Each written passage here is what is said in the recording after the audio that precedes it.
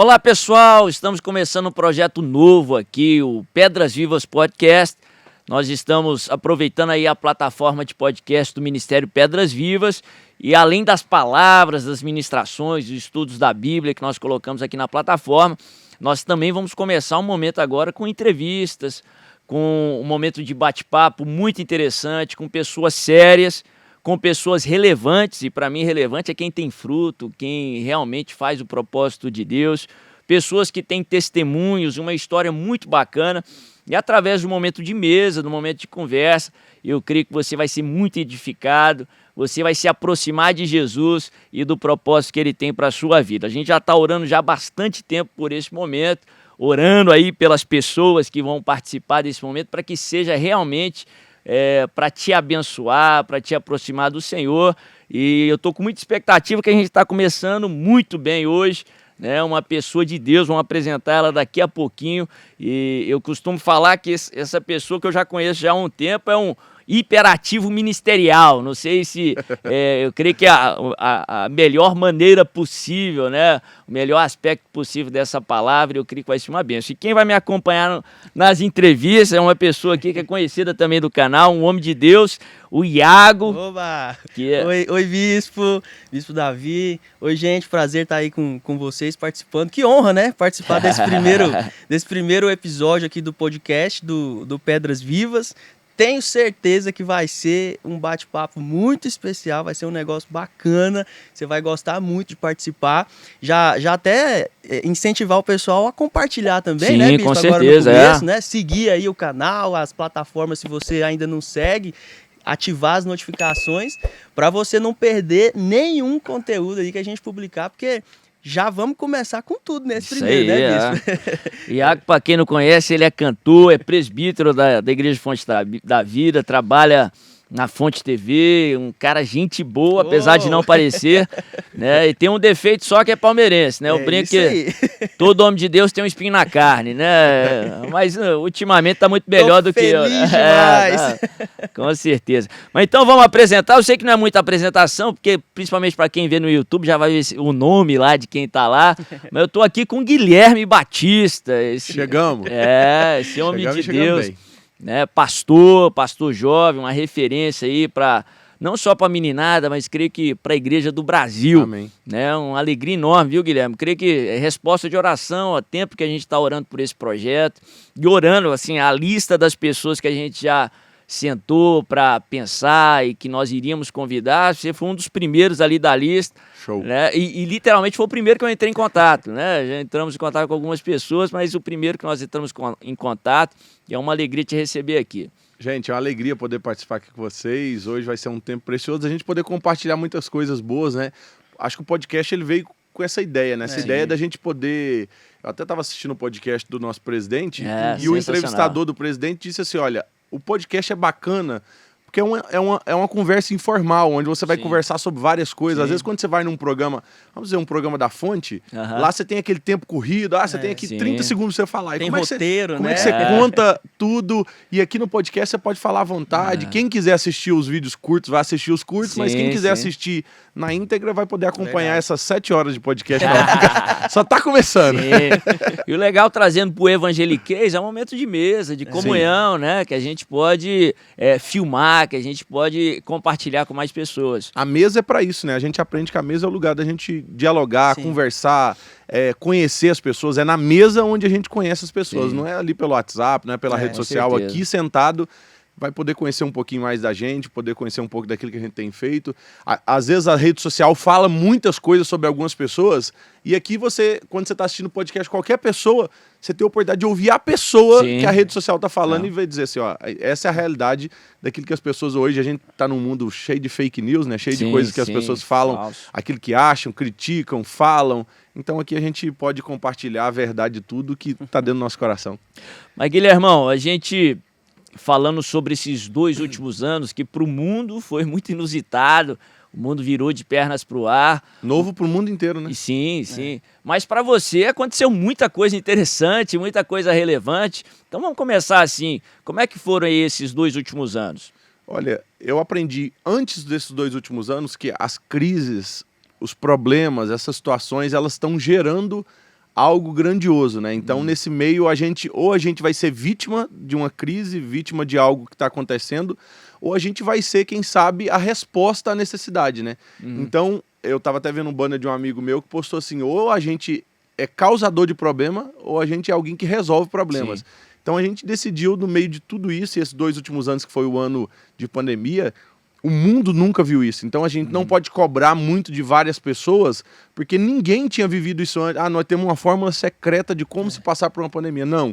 O mundo inteiro entrou em um caos e dentro de tudo isso eu falei, Senhor, os meus 2 maiores ministérios, eles têm que ser colocados de lado agora.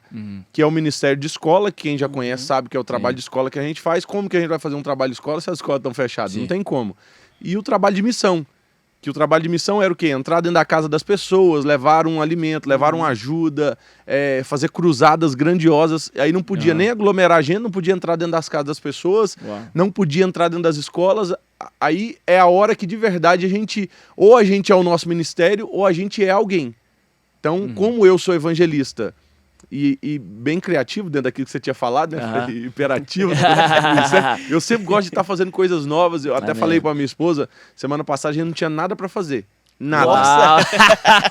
A gente não tinha nada. A gente até tinha marcado o podcast para semana passada, não tinha nada. Assim, de agenda, de coisas. Aí eu virei e falei assim, amor, essa semana tá muito vazia, né? Aí meu tio virou e falou assim, ó, Guilherme, eu tô indo em Foz do Iguaçu buscar uma bicicleta que eu comprei. Você pode me ajudar a ir dirigindo junto com a gente, ele acompanhando, fazendo? Eu falei, amor, você não quer ir junto não? Tem um pessoal do Paraguai que queria que a gente ministrasse lá há muito tempo, só que eles falaram que não tem condição de pagar passagem, mas eu acho que se a gente for até Foz, eles buscam a gente lá. E a gente combinou, eu fui parar no Paraguai pregando para um grupo de paraguaios, que é o GUAP, que é um grupo de uma faculdade que está dentro de Assunção, que só tem brasileiro. Uau! 95% dos alunos, acho que são, sei lá, vamos dizer assim, uns 3 mil alunos, 2.800 são brasileiros. Então, cada sala tem 2 paraguaios.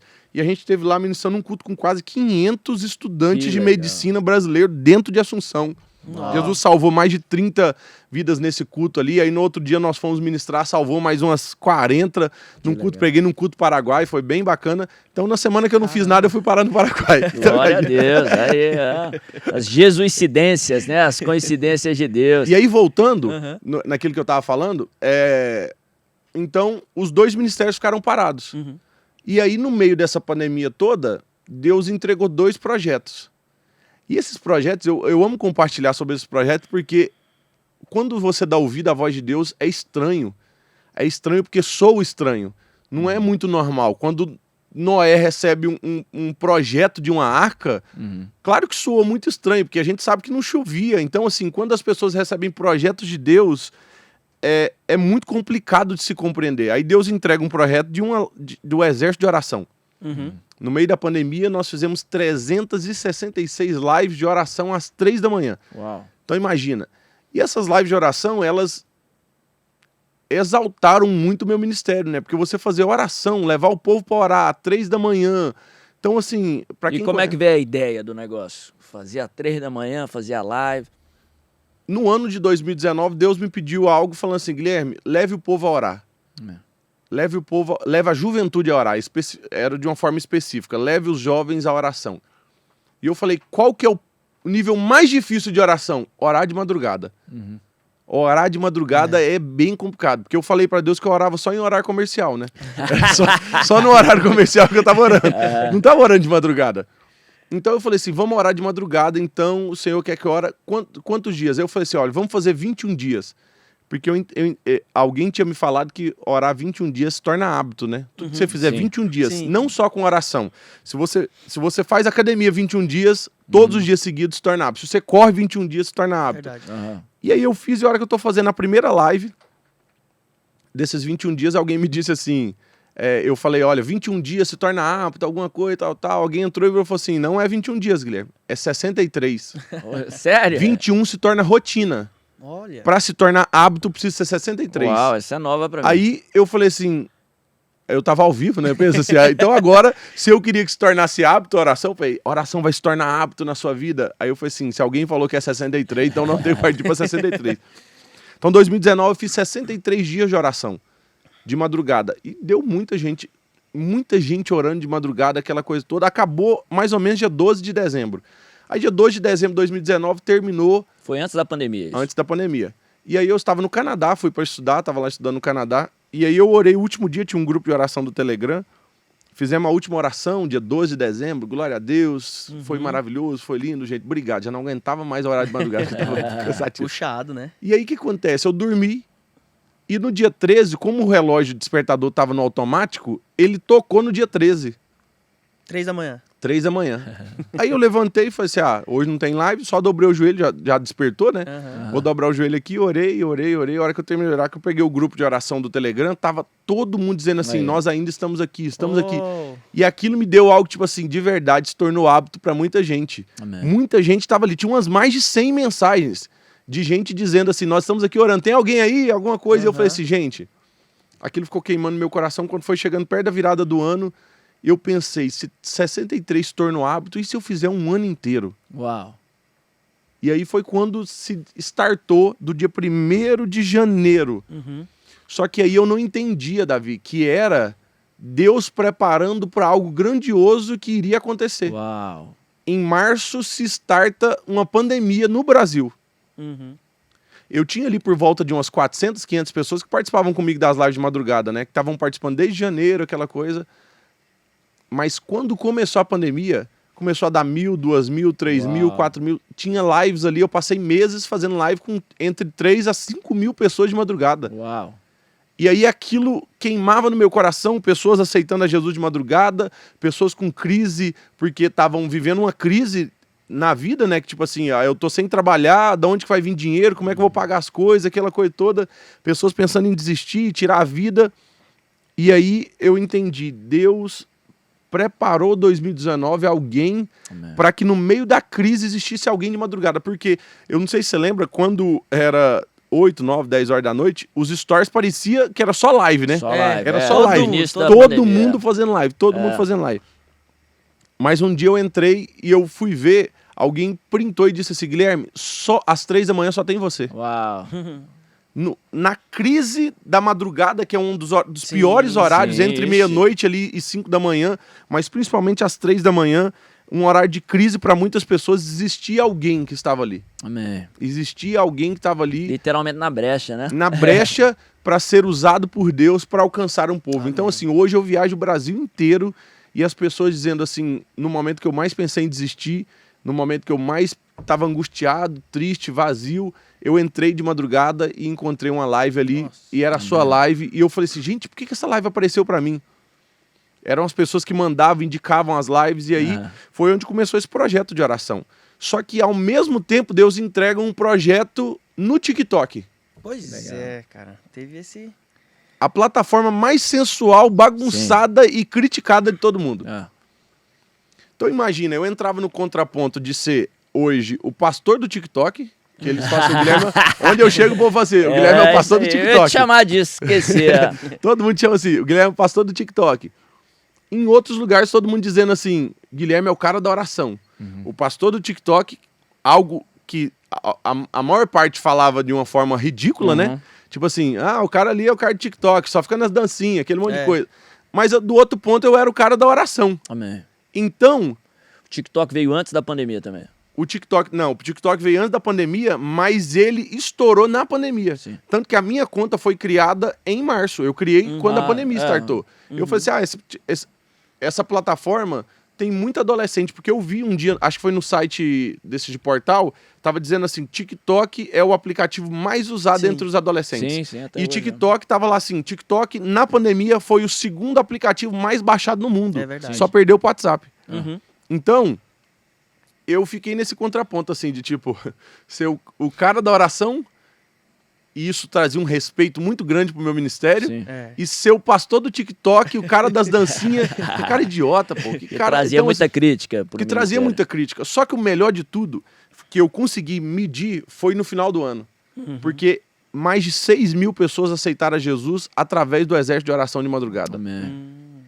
Todas as madrugadas, praticamente todas, eu fazia apelo, perguntava quantas vidas para Jesus, 50 vidas, 40, 30, 20 e tal, aquele monte de coisa, Só que no retiro que eu fiz, através das lives do YouTube, através do trabalho que a gente fez, mais de 6 mil pessoas aceitaram Jesus. Então aquilo que o povo criticava teve um resultado tão grande quanto aquilo que o povo aplaudia o tempo inteiro. E aí quando você entra no TikTok, você já tem uma ideia de conteúdo que você ia produzir ali, depois que foi surgindo, então? Eu entrei por conta da notícia. TikTok é o aplicativo mais usado entre os adolescentes. Eu sou um pastor de adolescentes. Sim. Eu prego para várias coisas, mas o meu chamado é adolescentes. Então eu vi isso. Falei assim, tem algo aí. Ali, né? Eu preciso estar ali. Não é que eu preciso estar ali, eu preciso pelo menos ver o que está acontecendo ali. Porque no ambiente você tá falando, aí o povo, porque um pouquinho antes, eu ia falar nas escolas e o povo, eu falava assim, galera, alguém tem Instagram? A hora que terminava, eu perguntava assim, pastor, pastor, qual que é o seu TikTok? Eu falei, não tem TikTok não. Coisa idiota. Você até não é de Deus, não, né? Essas bobeiras aí. Então assim, porque era só isso. Basicamente, o TikTok era meio que um double smash, aquele negócio que você ficava fazendo, replicando. Sim, Então, dentro de tudo isso, a gente começou a fazer isso. E aí gerava crítica, gerava esses negócios. E aí a gente entrou no TikTok. Eu até fazia muita dancinha, não a sensual igual todo mundo fazia. Tinha umas que eram engraçadas. Eu lembro, Aí tinha aquela que o povo fazia assim, fazia um negócio assim, todo mundo fazia. E eu achava bacana aquele desafio. E eu comecei a gravar com os meus filhos, porque era uma coisa legal. Só que um dia, olha que loucura, o pastor dos adolescentes... O cara que é evangelista, que não evangelizava no TikTok, não evangelizava, já tinha um mês e meio que eu tava ali no TikTok, apareceu no meu feed um jovem cristão, um vídeo cristão no meu feed. Eu falei, nossa, tem um evangélico aqui.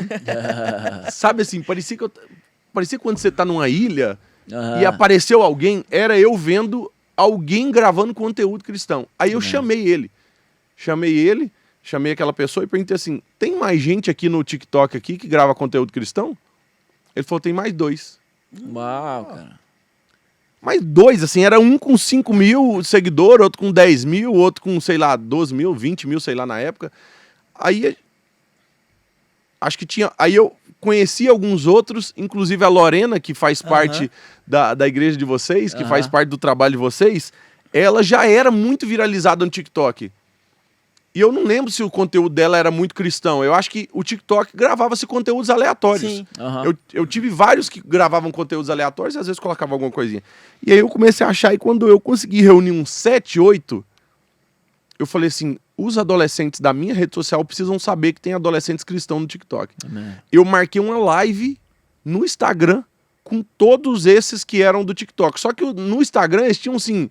2 mil seguidores, 500 seguidores, 1.000 seguidores, 8 mil, 10 mil seguidores. Fizemos uma live ali então com eles para eu apresentar esses meninos, dizendo, olha galera, tem uma galera no TikTok que tá fazendo um trabalho extraordinário. E aí surgiu a ideia, e se a gente reunir esse grupo? Porque nos Estados Unidos tinha um negócio que chamava Hype House. Essa Hype House era uma casa onde eles reuniam os principais TikToks seculares, né? Sim. Os mais famosos de todos, e eles ficavam juntos gravando conteúdo. Então, se hoje eu tenho, vamos dizer assim, quase 700 mil seguidores no Instagram, aí o Davi tem mais lá 500 mil, aí você tem mais 200 mil, a gente reúne durante um mês numa casa e grava conteúdo juntos. Eu marcando você, marcando todo mundo marcando todo mundo. Eu saio dessa casa daqui um mês com 1,5 milhão. Você sai com mais 1 milhão, todo mundo cresce junto. A Hype House fazia isso. Aí eu falei assim, e se a gente fizesse uma Hype House cristã, onde a gente reunisse os que mais têm seguidores aqui no meio cristão e todo mundo crescesse junto? Porque é muito engraçado que nós somos os cristãos que deveríamos mostrar unidade, é onde o povo fica mais disperso, né? Sim. Não. Aí a gente conseguiu pensar nessa ideia. E eu falei assim, uma casa onde reúne todo mundo, a versão evangélica disso seria um acampamento. Seria um retiro. O retiro não é isso? Onde a gente reúne o povo junto e passa ali 3 dias junto. E aí, aquilo que é o nome de todas as igrejas, que toda igreja faz retiro, hoje se tornou o retiro. Então, a gente, como se a gente tivesse patenteado aquilo que todo mundo faz. Não, todo mundo bebe água, então eu criei a água agora. Então, a gente fez basicamente isso. Em 2020? Em 2020. Uau. E aí a gente tentava reunir a galera, mas assim, tava num ano de muita pandemia, dando muito... os cancelamentos, né? Por conta da galera que se reunia. Então a gente marcou pra julho, não conseguiu fazer, fizemos em outubro. E aí foi o maior sucesso que existiu na história, porque um dos meninos que também faz parte da Fã da Vida, só que de Jundiaí, o JP, ele falou assim, vai ser um reality? Ele perguntou se ia ser um reality. Aí eu falei assim, vai. E nem era pra ser, tipo assim. Que legal. E aí eu pensei, gente, mas o povo vai ficar criticando, a gente vai falar que a gente tá fazendo um Big Brother, alguma coisa assim, um monte de coisa. Eu falei assim, não, mas até fiz uma pergunta pra todo mundo, o que é reality? Reality é realidade. Sim. Aí eu falei assim, o Big Brother mostra a realidade do povo do mundo, que é aquela perdição toda, bebida, farra, besteiraiada, tudo. Aí eu falei assim, então vamos fazer um reality cristão, onde a gente mostra a realidade do jovem cristão, que é se reunir, estar em comunhão, compartilhar, rir, se divertir, se alegrar. Começou-se aí o retiro, 2020 se starta o exército de oração e se starta o retiro. Eu já tinha o céu, que era o trabalho de escola, e a minha missão, mas eles ficam meio de stand-by, e aí Deus entrega esses 2 novos projetos que são as coisas mais extraordinárias que eu já vi de todas, que é uma forma maravilhosa aí, que o exército de oração ainda continua funcionando. Ampliou o alcance, né? Ampliou. Todo dia 1º, o exército de oração funciona no Instagram com 24 horas de oração. De hora em hora entra um ministro ali no Instagram e faz uma live de oração, bem bacana, bem Tem legal. um livro também, né? Eu fiz Despertando um Exército de Oração. Eu fiz esse livro no meio da pandemia e conta testemunhos, como é que é? Cada capítulo, eu dividi o livro do Exército de Oração em 3 partes. O básico, o médio e o avançado, né? Então, o básico a gente fala para pessoa que não sabe nada sobre oração. O que é orar? Como orar? Como ter um momento com Deus? É o básicozão mesmo. E aí depois, os próximos 7 capítulos, a gente fala sobre as áreas de atuação. Os segundos capítulos a gente fala sobre 7 avivamentos que aconteceram através da oração. E os últimos 7 áreas de atuação da oração, onde a gente pode orar por família, pelo governo. Então, e cada um desses capítulos a gente tem um convidado falando. Então, quando a gente vai falar sobre governo, eu tenho a participação no capítulo do pastor Marco Feliciano, que como um pastor hoje se tornou um político também, e ali dentro da área de atuação do governo ele fala sobre isso. Na área de artes tem o Thales Roberto. Que legal. Na área de família tem a Ângela Cirino. Então assim, dentro de cada uma dessas aí a gente tem Davi Miranda Neto participando, a gente tem várias pessoas aí que participam e somam nesse projeto de uma forma maravilhosa. Tem o Dave também. Só voltando no início da história do TikTok, eu achei interessante porque... você até falou que recebeu muitas críticas no começo, né? E realmente a gente vê isso no meio cristão, no meio evangélico. Tem muita gente, muitos líderes, que dizem que isso daqui não é para crente. Crente não pode fazer isso. E aí você vai na contramão desse negócio e acha ali uma brecha, uma oportunidade para colocar o evangelho dentro de um local que não tinha, né? Essa é uma das melhores coisas que eu amo falar. Amém. E até o Marco Feliciano teve falando num dos retiros que a gente fez. E ele virou e falou assim, olha, o diabo só é dono daquilo que a igreja deu pra ele. Sim, com certeza. Tem muita gente que fala sobre isso na política também, a igreja deu pro diabo, a igreja deu pro diabo a televisão. Sim. Hoje, se a gente for pegar a proporção da televisão cristã dentro do ambiente de televisão, é muito pequeno. É um programinha ali que passa, é uma coisinha assim que você vai ver ali o Valdomiro, você vai ver o Edir Macedo, mas a gente poderia dominar todas essas áreas. Por que não domina? Porque a gente entregou para Satanás isso. Com as igrejas lá atrás dizendo assim, televisão é do diabo. Televisão... Aí o diabo tava se dizendo assim... Beleza então, né? Não é minha não, vocês querem me dar? Obrigado. Então assim, fez isso com a política. Agora que tá conseguindo desvincular um pouco, porque falava política é do diabo.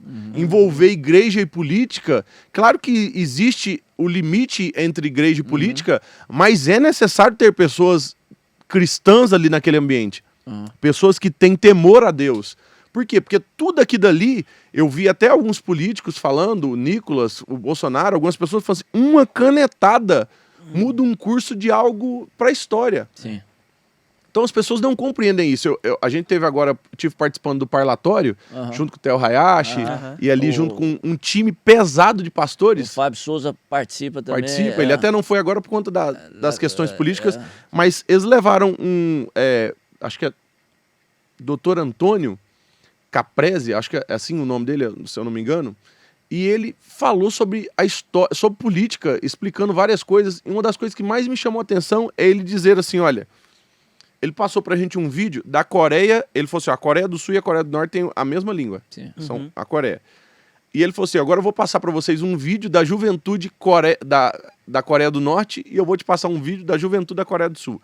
E ele passou aquele vídeo daquela ditadura que se vive e ele virou e falou assim, olha, tudo isso, essa divisão Coreia do Sul e Coreia do Norte, a Coreia do Norte não pode ter rede social, a Coreia do Norte não pode... eles não podem sair sem autorização do governo do país. Eles não podem assistir o que querem, eles assistem aquilo que o governo coloca. Então, e aí mostrou a Coreia do Sul fazendo tudo aquilo que a Coreia do Sul pode fazer. A liberdade, rede social, posso ir na praça, posso ir no shopping, posso viajar, posso fazer aquilo que eu quiser. Tem a liberdade de culto, que é uma das maiores igrejas cristãs evangélicas do mundo inteiro, do Poyangshu, tá lá. Então você vê aquele contraponto, um lugar onde não pode ter igreja, onde as igrejas estão sendo derrubadas. Não pode ter Bíblia. E um lugar onde tem a maior igreja cristã, quem sabe, do mundo inteiro evangélica. E ele disse assim, olha, tudo isso é por conta de governo. Não é por conta de Deus aqui. Deus tá presente em todos os lugares, mas um governo tem a capacidade de barrar um povo inteiro, de colocar sob um jugo muito pesado. Então, assim, nós precisamos entender que o evangelho está dentro da política. Sim. Precisa se levantar homens como o bispo Fábio, que professam a fé cristã, que tem temor a Deus, que a hora que chegar, porque vai chegar. Não é uma coisa tipo assim, se é cristão não vai chegar. Não, vai chegar em todo mundo. Olha, assina isso aqui, você vai ganhar 5 milhões de reais pra você fazer isso aqui. E a pessoa vai dizer assim, não vou fazer isso aqui porque antes de eu estar ferindo o Brasil e as pessoas, eu estou ferindo a Deus. Sim. Então, assim, a pessoa tem temor a Deus. Então, a igreja teve uma grande falha nisso, de ficar entregando as coisas. E aí começou a entregar as redes sociais. Sim. Quantos pastores você viu, você que está acompanhando em casa, e a gente viu dizendo assim, rede social é de Satanás. E eu não estou falando só de TikTok, estou dizendo de qualquer coisa. E aí entrou a pandemia, onde que os cultos tinham que ser transmitidos, irmão? Na rede do Satanás. Eu já vi gente criticar culto online, que não era de Deus e tudo mais. Aí veio a pandemia, todo mundo teve que ir pro culto online, né? Todo mundo teve que ir pro culto online. Então, assim, aí fizeram isso com o TikTok. Só que eu aprendi a entender assim, ó. Eu preciso jogar fora de casa. Principalmente eu sou evangelista. O evangelho, ele não é para dentro de 4 paredes. Sim. Dentro de 4 paredes eu aprendo o evangelho, mas a prática do evangelho é fora dela. Eu amo meu irmão. Aí a Bíblia está dizendo assim, se você ama o seu irmão, se você só ama o seu amigo, o que há de bom nisso? Não tem nada de bom em você só amar o seu irmão, a sua pessoa. Agora, se amar o seu inimigo, aí você está mostrando um evangelho, se você tiver compaixão de alguém como essa. Então, quando eu saio das 4 paredes, é isso que acontece. Eu não sou um consumidor. Eu não sou consumidor de conteúdo do TikTok. Você produz. Eu sou produtor de conteúdo. Então, olha que loucura. O TikTok é um aplicativo, né? Todo mundo já sabe. Mas ele é chinês. Sim. A China odeia cristão. A China odeia cristão. Olha que loucura. Você que tá em casa, anota isso aí. O TikTok é chinês de um país comunista que não gosta de cristãos. Aí agora imagina quando você alcança alguém e alguém aceita Jesus, igual já milhares de vídeos já aceitaram Jesus através dos vídeos dos meus TikTokers ali do Retiro, que são pregados dentro de um aplicativo chinês, comunista e que odeia cristão. Glória a Deus. Você tá dando um bug. O cara que criou o aplicativo tá dizendo assim, que inferno. O que eu fui fazer? Eu criei algo que... As portas do inferno não prevalecerão então, assim, contra ela. O Retiro hoje entra dentro do ambiente mais profano que existe de todos e tem alcançado gente nesses lugares. Impressionante você falar... TikTok eu já conhecia antes da pandemia, mas assim, lógico que desenvolveu muito, popularizou mais e mais durante a pandemia, mas você começou a primeira conta sua em março de 2020, cara. Quando a pandemia começou, eu comecei o TikTok. Eu costumo falar assim, que quando a gente está vivendo o propósito de Deus, tem as resistências e tudo mais, mas você está no lugar certo. Eu comparo como peixe, né? Quando você tira ele da água, lá, ali naquela sacola para mudar ele de ambiente, ele não tem como movimentar. Quando ele vai para a água, ele consegue, né? Jesus diz, minha comida é fazer a vontade do meu Pai. Quando você está no lugar certo, no propósito de Deus, as coisas acontecem, Flui, né? As portas se abrem. Tem resistência, tem os predadores, mas você pode resistir. Isso foi o que eu falei. Quando se começa uma crise, é a melhor oportunidade para que se levante alguém que seja a resposta para essa crise. Que seja a resposta para a necessidade de uma geração. Então, assim, eu entro em escolas e quantas diretoras eu vi trancar o cadeado da porta da escola dizendo assim, na minha escola você não entra.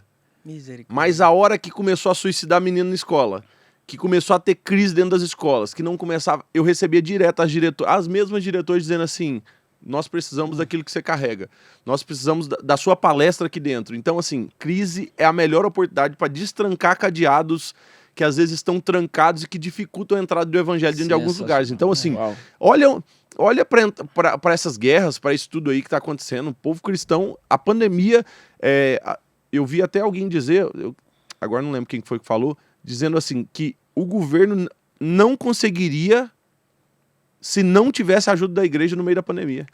Porque a igreja funcionou como uma das maiores bases sociais e filantrópicas de todas.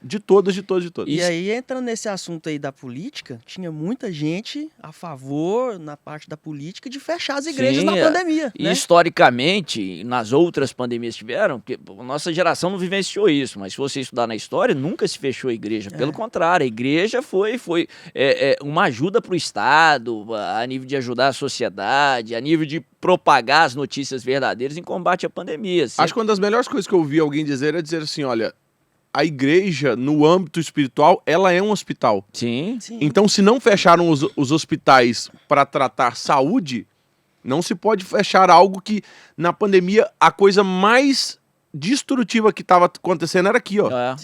Era a mente de suicídio aumentou. Era a mente das pessoas. E a igreja, ela conseguia trazer essa calma para as pessoas, trazer paz. E a Bíblia fala sobre a paz que excede todo entendimento. Você não consegue entender como que alguém, no meio de uma pandemia, consegue passar por todo esse processo. Eu concordo que tinha que ter distanciamento, cuidado, mas jamais fechar, jamais impedir o culto. Você falou sobre guerra, né? Sim. O Guilherme foi parar lá na Ucrânia esses dias olhando o Instagram, lá, não lembro se era TikTok, aí de repente tá lá no meio lá do conflito, mostrando, distribuindo alimento. Como é que foi aquela história? Assim como no Paraguai. Tava sem nada pra fazer. Fui parar na Ucrânia. Não, eu estava... Olha como que eu estava assistindo, até glorificar Deus, por pessoas, esses portais que postam matérias aí, compartilham coisas boas, até igual verdadeiras. E verdadeiras, né? Então, assim, eu estava assistindo e eu vi o Gospelmente ali postando. O Gospelmente postou um pastor que estava lá na Nova Zelândia fazendo um trabalho. E aí, o que eu fiz? Eu chamei aquele pastor e falei, pastor, eu tenho uma rede social com bastante seguidores e eu entendo que a minha rede social é para abençoar outras pessoas. O que você está precisando aí?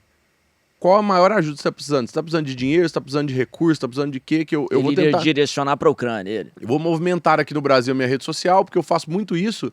Nós fizemos isso durante a pandemia também, ajudando outras pessoas. A gente conseguiu arrecadar mais de quase 8 mil cestas básicas. Eu arrecadei em lives. Que legal. Nas lives de oração de madrugada. Pessoal, estamos precisando aí de 30 cestas básicas. Quem vai poder doar a cesta básica? Aí colocava o Pix lá, o pessoal fazia. E aí, eu tava vendo, conversei com ele, e aí, olha que doideira. Eu falei pra ele, qual que é a melhor ajuda que eu posso fazer pra você? Mandar dinheiro, um carro pra alguma coisa e tal. Ele falou assim, a melhor ajuda que você, Guilherme, com esse tanto de seguidores você pode fazer é vir pra cá. Ele já tava na Ucrânia. Ele estava lá na Ucrânia, o Gospelmente tinha até postar dele. E qual que era o trabalho que ele estava fazendo? Ele estava fazendo um trabalho de fronteira. Ele ia na fronteira, alguma família tinha acabado de atravessar, aí às vezes era 30, 40, 50, 60 quilômetros da primeira cidade mais próxima. Aí ele pegava o pessoal e levava para alguma base naquela cidade onde estava. E eu saí daqui, tanto que eu até falei para ele, falei assim, isso... Aí eu entrei na rede social, né, peguei na rede social não, no site de passagem, e fui olhar, eu falei, gente, vai estar muito caro, né? Aí eu olhei e falei assim... Tava uma média de R$5.800 cada passagem. Eu falei, mano, olha o preço que tá aqui essas passagens e tal. E aí a minha equipe tava junto comigo, tinha um amigo meu que também faz parte do trabalho de missão, o Pedrinho. Eu falei, Pedrinho, vamos lá. Eu falei, por onde eu posso chegar? Ele virou e falou assim, ou pela Romênia ou pela Polônia. Porque não chega lá na Ucrânia, né? Aí eu virei e falei assim, então deixa eu olhar. E Varsóvia, na Polônia, tava com um preço melhor, tava com esse preço. Eu olhei a passagem de hoje, eu poderia ter ido 2 dias depois. Não, um dia depois, só que era a conferência de mulheres da minha esposa, que eu tava organizando. Eita. E só tinha voo dia sim, dia não. Aí, em vez de ir na segunda-feira, eu fui na quarta. 3 dias depois, eu tava desembarcando na Polônia, em Varsóvia. E aí eu levei da marca da Paz, a gente tem uma empresa de camiseta, sim, a gente aproveita para fazer o marketing. Pode fazer, pode. Mas a gente levou mais de 1000 camisetas femininas e infantis e algumas masculinas para que a gente pudesse abençoar as pessoas ali naquele lugar. Eu tinha que levar bagagem, né? Então eu já aproveitei e já levei essas camisetas para a gente abençoar algumas pessoas ali.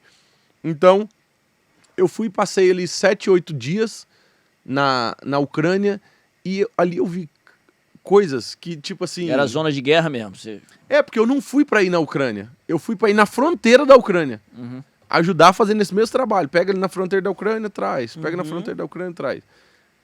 Só que um dia eu tô lá, e aí o pastor virou e falou assim, Guilherme, tem um pastor que tá numa cidade a 150 quilômetros dentro da Ucrânia. Uau. E eu falei pra minha mãe, pra minha esposa, pro meu pai, pra minha família, que eu só ia até a fronteira, né? E aí ele virou e falou assim, vamos? Eu falei, oportunidade igual essa eu não vou ter nunca. Amém. E aí eu entrei, nós passamos a fronteira, chegamos nessa cidade, rodamos ali uns quase 400 quilômetros, chegamos nessa cidade e fomos numa igreja linda. 400 quilômetros dentro da Ucrânia? Não, 300 até a fronteira, mais 150 lá dentro, então uns 450. A hora que a gente chegou nessa igreja, pensa numa igreja linda. Uau. Só que a frente da igreja, assim, ó, só com barricada do exército. Aquela loucura toda, o exército na porta, a igreja dava suporte pro exército, no subsolo, assim, os soldados, você entrava assim, aquele soldado com aqueles fuzilzão, assim, ó, várias crianças andando para vários lados, porque tinham várias mulheres e crianças ali que os maridos às vezes estavam trabalhando no exército, algumas coisas desse jeito. E aquela cidade, a cidade de Lutsk, acho que é mais ou menos assim que pronuncia, foi a cidade onde teve o primeiro bombardeio em um aeroporto, que destruiu o primeiro aeroporto. O primeiro bombardeio caiu no aeroporto de Lutsk. E aí eu tava lá, a gente visitando, acompanhando tudo aquilo, o pessoal mostrando o trabalho, a gente foi lá até para ajudar aquele pessoal, né? A hora que a gente tá almoçando lá na igreja, chegou e sentou um rapaz assim, virou e falou assim, que hora que vocês vão voltar? Brasileiro? Não. Perguntou pro outro rapaz, um ucraniano, que hora que esse pessoal vai voltar? Aí ele virou e falou assim, eles vão voltar hoje. Eles virou e falou assim, olha, é porque o rapaz está dizendo aqui que ele é da inteligência ou da força especial do exército ucraniano. Uau. E ele vai buscar um documento em Bucha, a cidade que está a 12 quilômetros de Kiev. A cidade mais destruída da Ucrânia por bombardeio. E ele perguntou se vocês quiserem ir junto, ele vai lá para mostrar para vocês, já que vocês estão aqui para acompanhar. Só que isso era 10h30 da manhã. 10h30 da manhã. E tava 500 quilômetros da gente. Uau. E ele falou assim, ó, nós vamos lá, eu vou mostrar para vocês a cidade, nós vamos dar uma volta de 40, 50 minutinhos e volta, porque 6 horas da tarde fecha as rodovias. As rodovias ali próximo. E aí o pessoal falou assim, vamos. Eu falei assim, já não era pra eu ter entrado 150 quilômetros aqui. Já tô aqui, né? Só que lá era zona de... E aí ele falou assim, ó, ninguém mais mora nessa cidade. Uau. E aí nós entramos, então... Só que um pouquinho antes, foi até engraçado, que antes um pouquinho eu postei, e aí tinha uma pastora, que ela é russa, ela é ucraniana, mas pastoreia a maior igreja cristã da Rússia. Uau. E tava na Ucrânia. Não, aí eles tinham vindo pro Brasil, porque eles estavam sendo ameaçados, porque eles eram ucranianos dentro da Rússia, né? Aí eles voltaram pro Brasil. E aí eu fazendo as postagens, eles viram que eu estava em Lutsk. Ela comentou nos meus stories, falou assim, você tá na igreja da minha irmã. Ou você tá na cidade da minha irmã.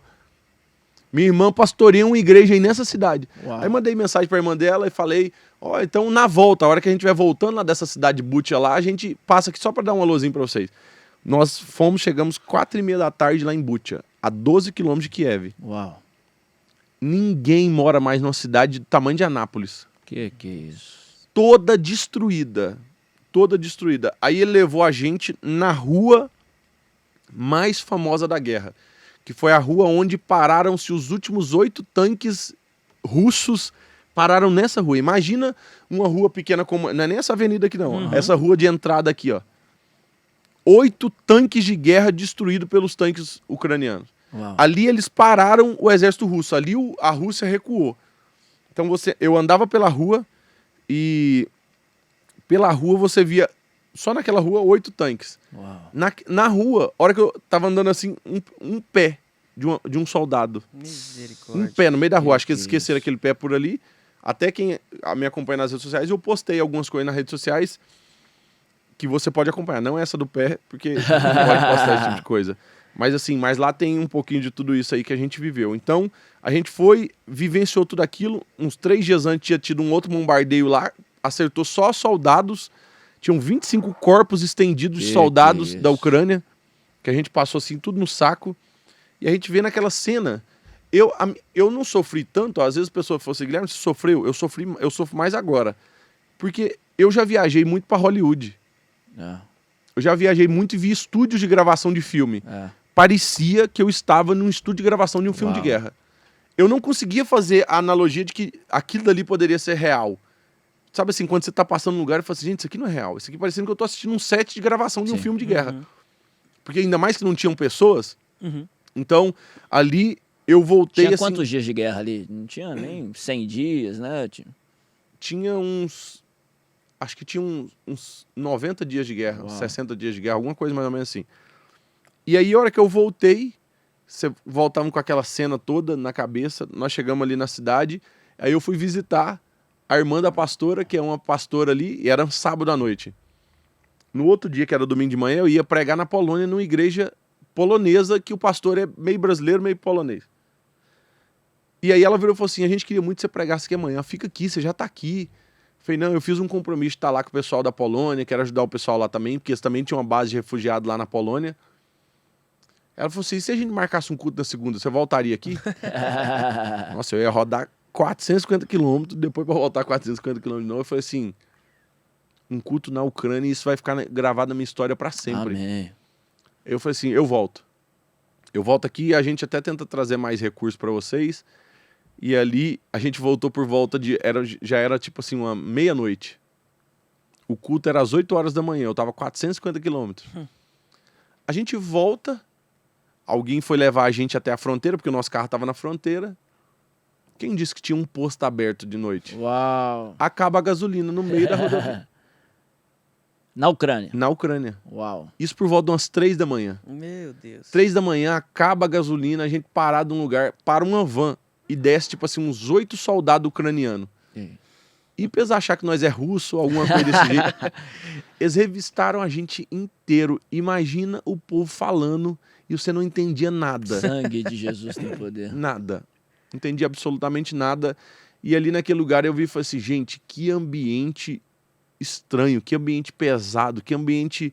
Porque os postos não estavam abertos, não tinha gasolina nos postos. Se você quisesse abastecer dentro da Ucrânia, você tinha direito, acho que, sei lá, a 10 litros só. Que isso. Você podia abastecer 10 litros por vez, por posto. Alguma coisa mais ou menos desse jeito. E funcionava, o comércio estava funcionando? Muito pouco. Assim, bem reduzido mesmo. E a gente, então, voltou, atravessou a fronteira. A gente conseguiu ajudar várias igrejas.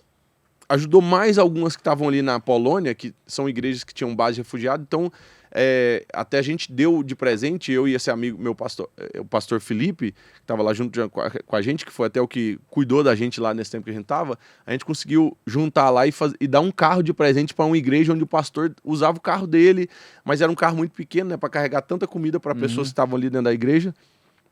Então foi uma das experiências mais incríveis assim, que eu tive na vida, porque... e eu falei para Deus, e ali eu fiz um propósito, Senhor, aonde existir tragédias no mundo, eu me disponho aí para ser pelo menos um porta-voz. Ser pelo menos alguém dizendo assim, pessoal, aqui tem uma igreja para vocês ajudarem, aqui tem um povo que precisa, aqui é uma igreja de verdade, é um povo que está fazendo um trabalho real. Então, a gente começou a fazer esses trabalhos, até depois disso eu já tive, até no Pernambuco, quando teve aqueles deslizamentos que teve lá. Aquela chuva. Eu tive lá, a gente conseguiu ajudar inúmeras famílias, levar doações, levamos até... Olha que loucura. Eu pego meu celular, faço uma live, divulgo que eu sei de um lugar onde existem pessoas que precisam.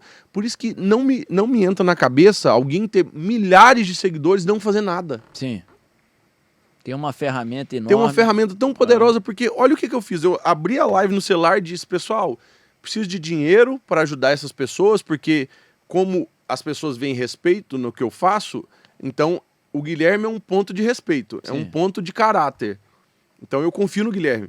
Então se o Guilherme olhou para alguém e disse assim, confia nesse trabalho, então eu tô direcionando dinheiro para algo que não é tipo, não tô colocando dinheiro numa coisa aleatória. Sim.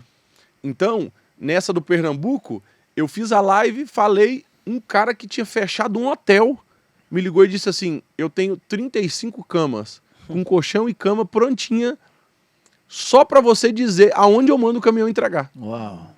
E aí eu falei para ele, olha, tem um pastor aqui que eu vi que tá fazendo um trabalho maravilhoso, isso aqui, passei o contato direto do pastor, as camas foram enviadas lá para esse lugar. Sensacional. Eu gastei dinheiro? Nada. Amém. Essa é a maior loucura de todas. Amém. Eu não gastei dinheiro, então assim, mas eu consegui ajudar. A gente conseguiu arrecadar 11 mil reais pro Pernambuco, eu consegui direcionar esses 11 mil reais para 3 famílias que perderam tudo. Uau. Ali no Pernambuco. Uma delas, imagina, uma delas que eu ajudei foi de um cara que eu vi na internet um vídeo que foi postado. Sabe o que aconteceu?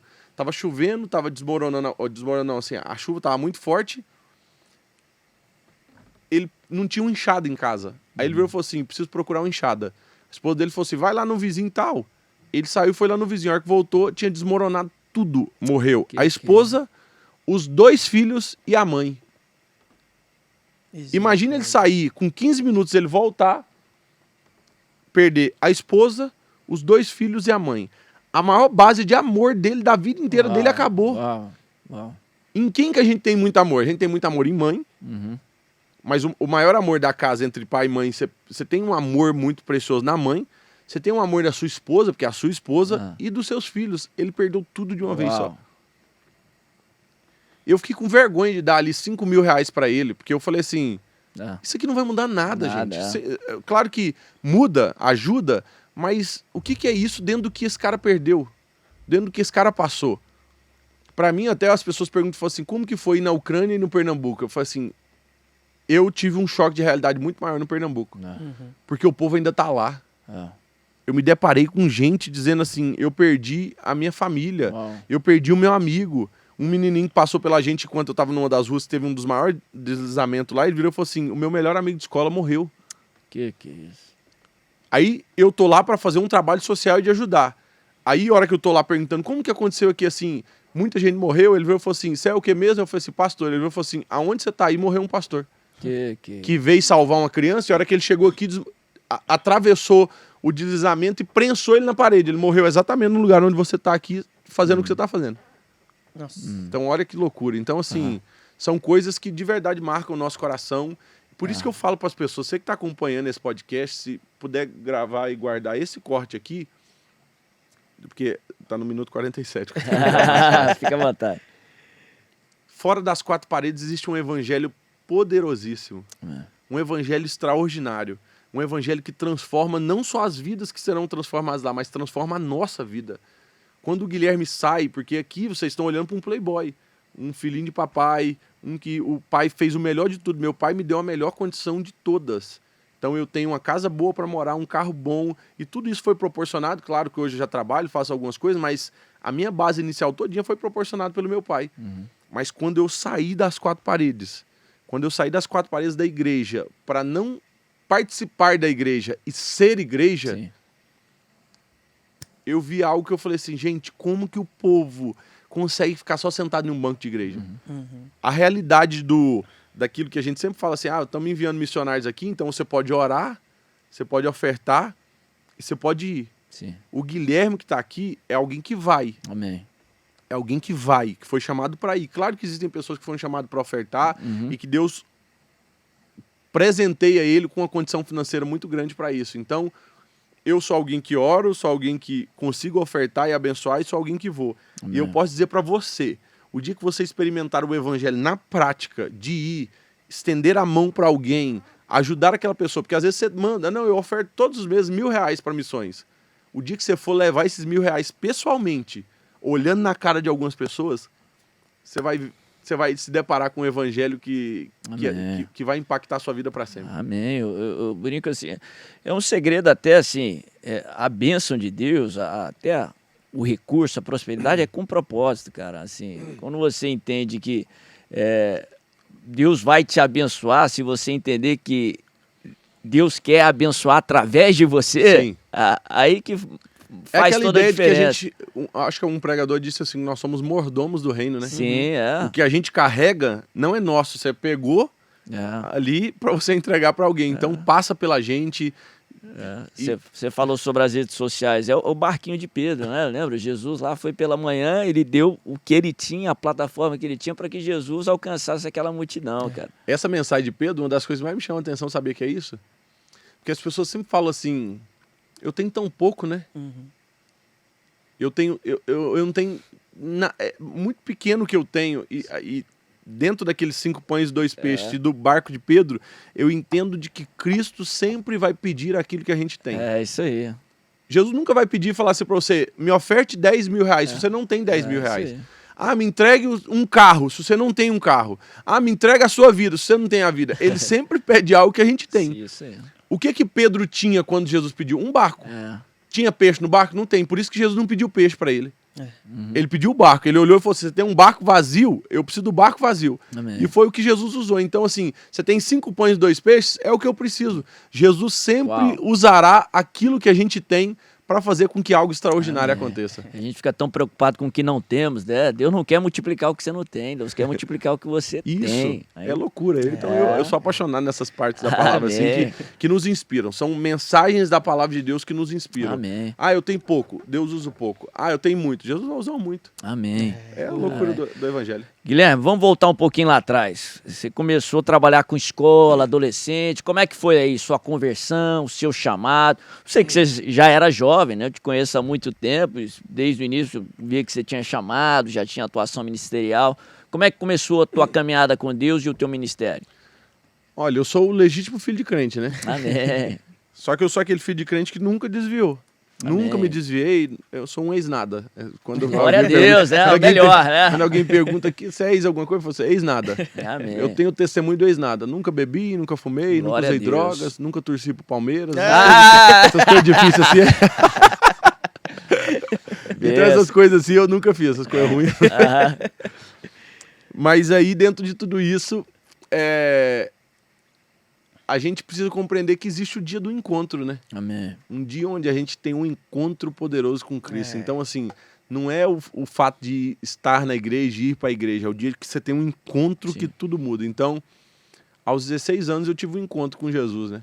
E aí, sem nunca ter experimentado nada do mundo, nunca de verdade experimentei nada daquilo que o mundo oferecia, Jesus sempre chamando, eu tenho algo grandioso para fazer na sua vida, eu vou fazer algo poderosíssimo através de você, se prepare porque aquilo que eu tenho... Aí eu fiquei pensando assim, o que Deus pode fazer na vida de alguém? Só que se você olhar para a Bíblia, gente, o melhor de tudo é assim, Jesus fez na vida de uns Zé Ninguém. Jesus pegou aqueles que não eram nada e fez algo extraordinário. Então, o Jesus que nós servimos, ele é especialista nisso. Amém. Ele é especialista em pegar pessoas assim que ninguém acredita. Por isso que quando ali você olha em 1 Coríntios 1:27, que diz assim, que Deus usa as coisas loucas desse mundo para confundir as sábias. Por isso que eu acredito muito que essa é a geração dos adolescentes. Amém. Amém. Por quê? Porque Jesus ama usar uma geração desacreditada. Por quê? Porque o mérito nunca fica com a geração, o mérito nunca fica com a pessoa. Glória porque o povo fala assim, essa geração está sendo usada, e aí é onde Deus faz o extraordinário. Então aí aos 16 anos eu entrego a minha vida para Jesus de verdade. Falo que é onde eu pego...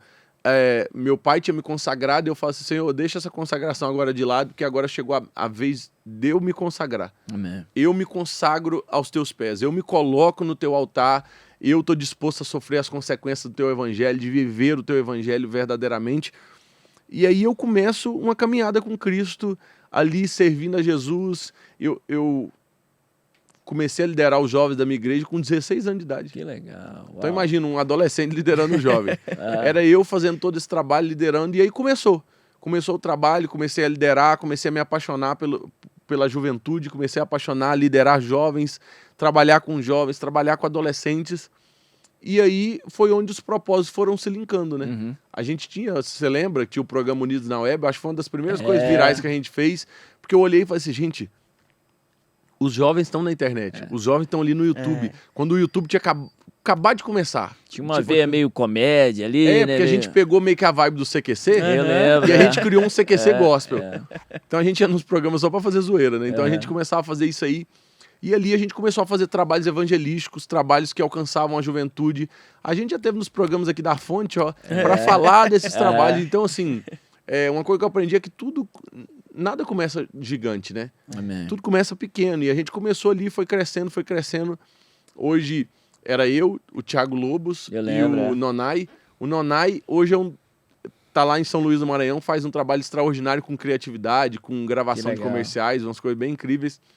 Tem um ministério chamado Ministração Criativa, fez até aquele vídeo do mendigo no ônibus, né, que o vídeo viralizou, eu só queria um abraço, tal. E o Thiago Lobos hoje é uma das maiores referências aí de lançamento, de trabalho em mídia social, se você acompanhar aí você vai ver. Então, assim, tudo começou muito pequeno.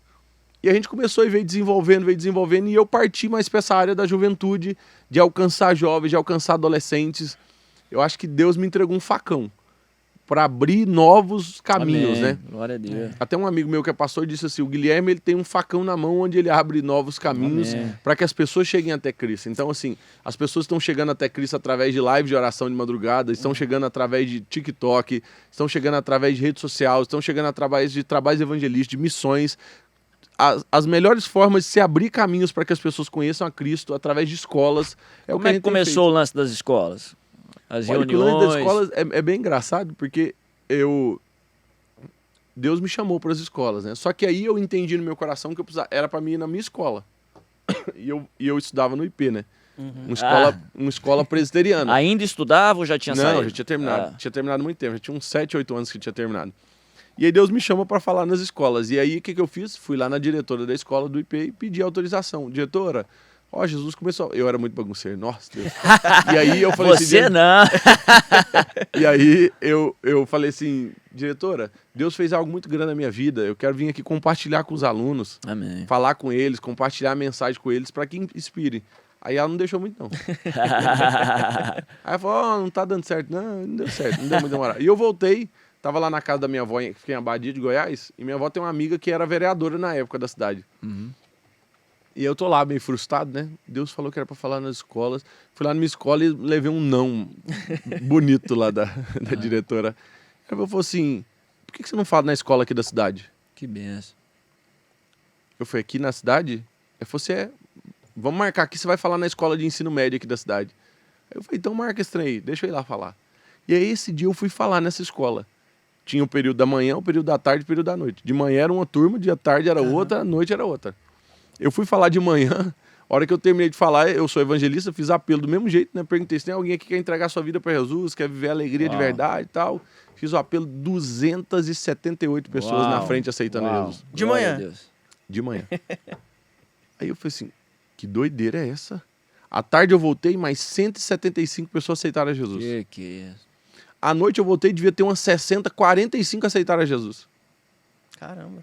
Eu falei, gente, quase 500 pessoas para Jesus aqui em um dia. Eu não tinha ganhado desse tanto de gente para Jesus na vida. Aleluia. Em um dia. Ia lá só pregava, fazia um louvor? Como é fazia que um louvor, pregava, fazia o apelo. Uau. E aí a gente fazia esse trabalho, que é o trabalho que tava começando, né? Eu nem sabia o que era esse trabalho. E aí eu voltei para casa assustado aquele dia. Eu falei, gente, que loucura que é essa? Que doideira é essa? E aí a vereadora perguntou se tem mais uma escola aqui na cidade. Eu falei assim, marca para eu falar nessa escola. Eu quero saber se isso foi só hoje um surto, ou se é desse jeito que... Porque eu tô entendendo que Deus está querendo fazer algo diferente. Amém. Eu falei naquela outra escola, umas 350 pessoas aceitaram Jesus. Uau. Aí foi onde eu comecei a pensar, marca mais uma. E foi marcando. Eu lembro que aquele ano nós fizemos poucas escolas naquele ano, mas nós ganhamos 4.000, quase 5.000 pessoas para Jesus. Deixa eu te perguntar, você tem esse trabalho de levar as pessoas a aceitar Jesus itinerante, né? Sim. Existe um pós, depois que a pessoa aceita Jesus, tem alguma coisa que você faz ali, ou aí você passa para o pessoal da localidade? Essa é uma das principais perguntas que todo mundo me faz, né? Todo mundo me faz essa pergunta. E uma das coisas interessantes dessa pergunta é porque tem gente que faz essa pergunta em tom de crítica, porque eles sempre vão querer algo a mais. E se você sempre mostrar algo a mais, eles vão sempre ficar questionando. Você ressuscita Lázaro e querem matar Lázaro. Já viu isso? Não, mas ressuscitou, mas não era para ter ressuscitado. Ressuscitou de que jeito? Então o povo questiona. Então, assim, e eu aprendi que durante todo esse processo eu testei de todas as formas, de tudo, porque já são quase 5 anos entrando na escola. Isso que eu ia perguntar, começou quando? 2016, 2017? Acho que 2017, por volta de 2017 foi quando a gente começou esse trabalho. Acho que finalzinho de 2016 foi quando a gente começou. E aí uma das coisas que me chamou a atenção foi que as pessoas perguntam muito isso. E eu testei de várias formas. Vamos entregar um panfleto, vamos fazer pela rede social, vamos discipular esse povo assim, vamos assim... E nada dava certo. Nada dava certo de ser assim, algo que tipo... Porque, igual, o trabalho meu de escola, eu fui lá e o trem deu certo. Então eu falei assim, gente, tá tendo muita dificuldade pra isso aqui dar certo. Então, dentro desse formato, quando eu estava terminando, antes de entrar um pouco da pandemia, a gente conseguiu implantar um formato que deu muito legal. Mas que não era eu quem cuidava desse formato. Eu criei um aplicativo, o aplicativo estava começando a funcionar e era super bacana, mas... Aí conectava em alguma... Não, o que eu fazia era isso, olha, eu pregava num pátio de escola com 500 pessoas, no mínimo 450 pessoas estariam lá na frente aceitando Jesus. Sim. Eu perguntava assim, quantos aqui são, depois que todo mundo voltar pro lugar, quantos aqui são cristãos e têm cargo de liderança na sua igreja? Aí uns 40 levantavam a mão na igreja. Tipo assim, quem sabe eram os 40 que não estavam na frente aceitando Jesus, uns 30, vamos dizer. A hora que terminar aqui, eu preciso falar com vocês. Vinham os 40 lá na frente, 30 lá na frente. Aí eu chegava e dizia assim, a minha responsabilidade acaba agora. Agora é com vocês. Agora a responsabilidade é de vocês. Legal. Então, eu preciso que vocês procurem um dia da semana, que vocês se reúnam, que vocês façam um louvor, uma palavra, para que esse povo tenha aqui. Aqui é a igreja deles. Aqui é a primeira igreja deles. Vocês serão os primeiros pastores deles.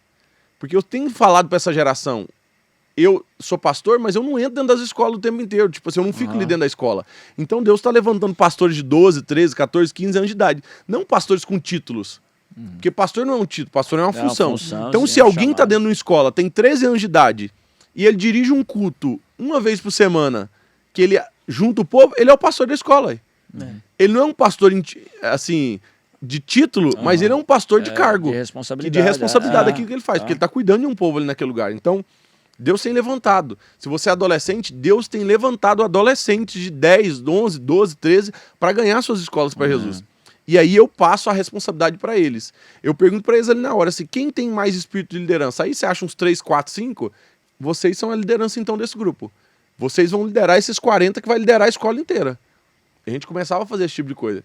Mas eu me lembro de uma pergunta, como essa sua que você fez assim, mas você fez uma pergunta para me questionar, para perguntar sobre essa coisa. Sim. Mas tem gente que fazia isso no tom de crítica. E a hora que eu terminei de pregar, que eu falei na minha igreja, foi na minha igreja, eu terminei de falar e falei assim, olha, só essa semana mais de 1000 pessoas aceitaram a Jesus nas escolas que eu falei.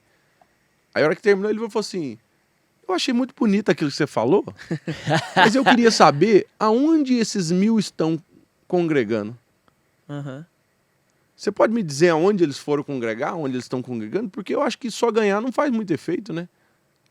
Eu falei assim, irmão, vai lá na secretaria e pega só os que aceitaram Jesus nos últimos 4 domingos aqui da igreja e me diz onde eles estão congregando.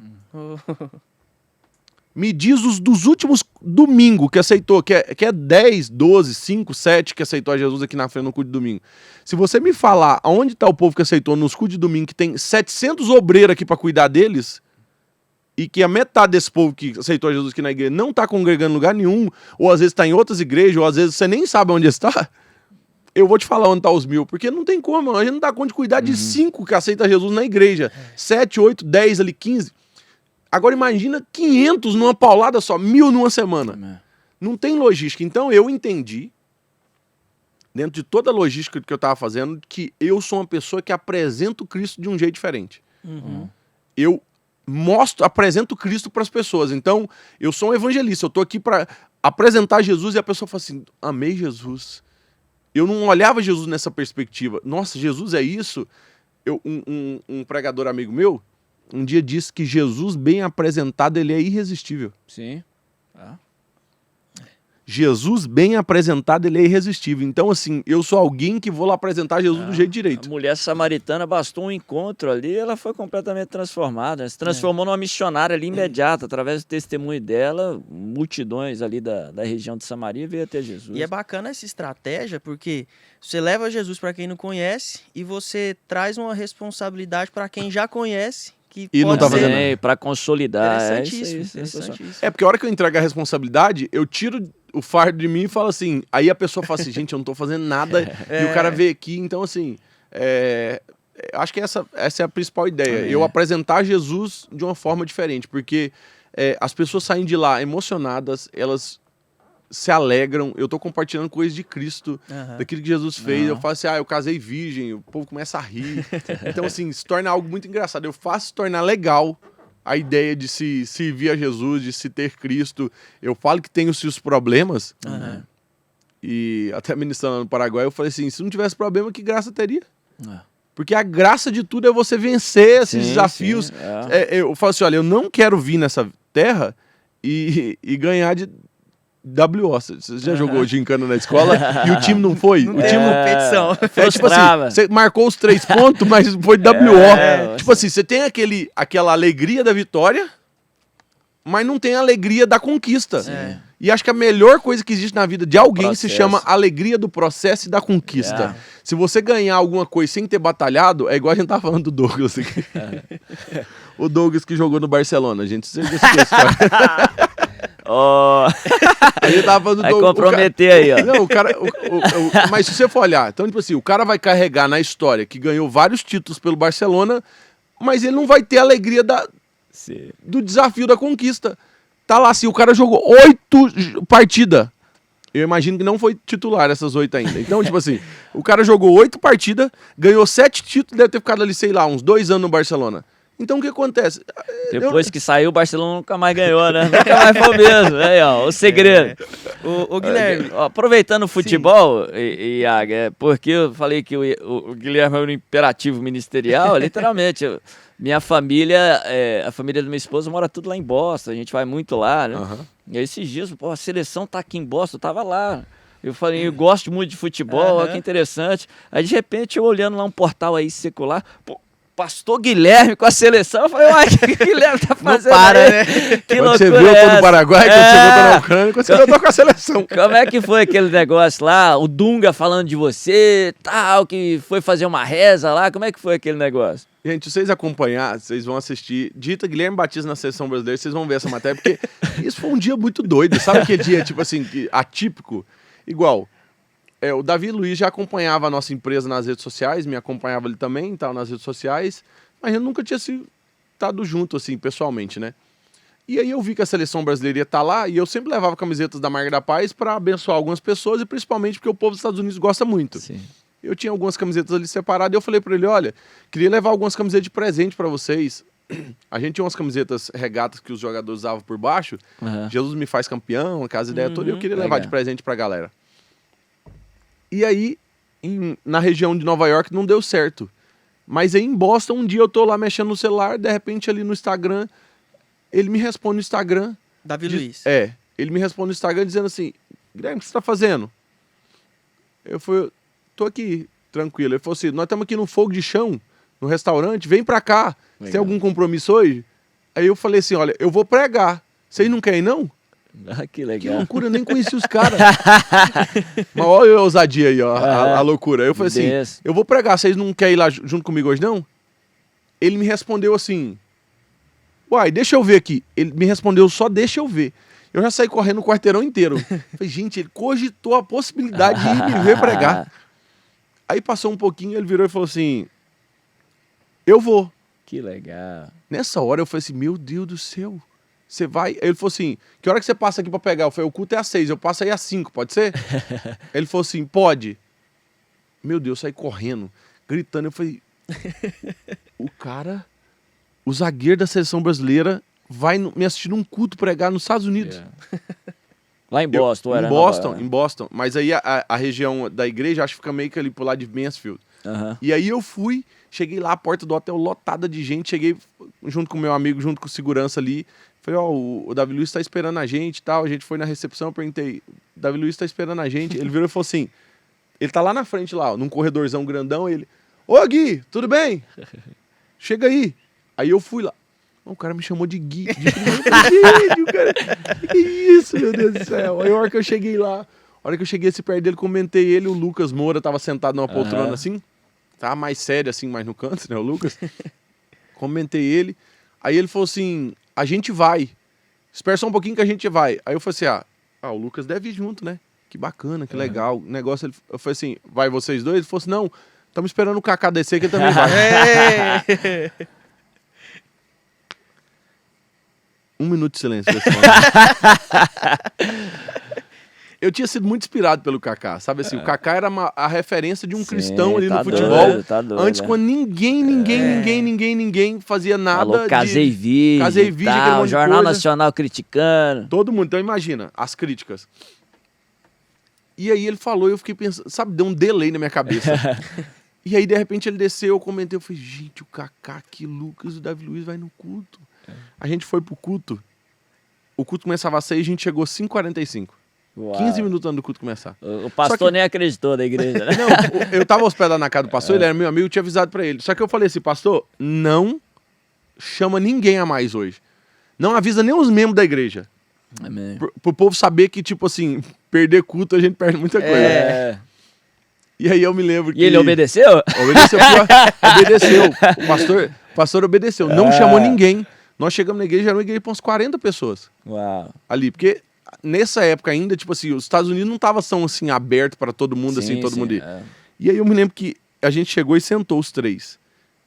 Sentou os três no banco de trás e eu sentei no banco da frente. Todo mundo vinha me cumprimentar. Ninguém imaginou que jogador de seleção brasileira estava lá. Só que eles me conheciam.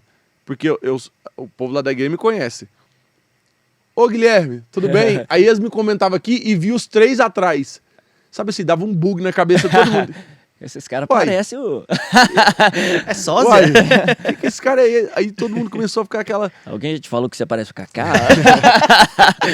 Aí todo mundo comentava isso, ficava muito feliz com aquilo que estava acontecendo. Começou o culto e aí foi a parte legal, né? Começou o culto, eu ministrei. A hora que eu terminei de ministrar, o pastor... É muito simples o pastor. O pastor Varley é muito engraçado. Aí o pastor Varley falou assim, eu queria chamar os 3 jogadores aqui pra gente orar por eles. Não é sempre que a gente recebe eles aqui, vem orar. Aí os 3 chegou lá em cima. Ah, mas não é sempre que a gente tem vocês aqui pra contar um testemunho, né? E eu aqui, tipo assim, sem jeito, né? Porque eles tinham ido junto comigo. Aí passou o primeiro microfone pro Kaká, né? O Kaká já é acostumado a falar, falou. Ficou, olha, eu fiquei muito feliz. E... ele falou assim, olha, o Gui nos fez o convite, tá aqui e tal, ele começou a falar aquilo ali tudo e compartilhou. A gente não veio aqui como jogador, a gente veio como servo do Senhor, como irmão de vocês, participar desse culto, tal. E ele falou, aí passou pro Lucas. Aí o Lucas começou a contar um pouco do testemunho dele e começou a chorar. Uau, compartilhando um pouco do testemunho, e aí depois terminou ali com o Davi Luiz. Tipo assim, eles ficaram muito felizes com a oportunidade de poder compartilhar, porque eles viram que não era muita gente. Então assim, eram umas 40 pessoas que estavam naquele culto, né? Eu gravei o vídeo ali, aí eu falei, pastor, eles precisam estar de volta até às 10. Então, eu não vou conseguir nem esperar terminar o culto, então aqui vamos terminar. O pastor falou assim, não, vamos fazer assim, ó, vamos tirar uma foto com eles aqui, todo mundo aqui, e aí a gente volta. Era culto Santa Ceia. Aí ele falou assim, a gente segura a ceia. Tudo lá.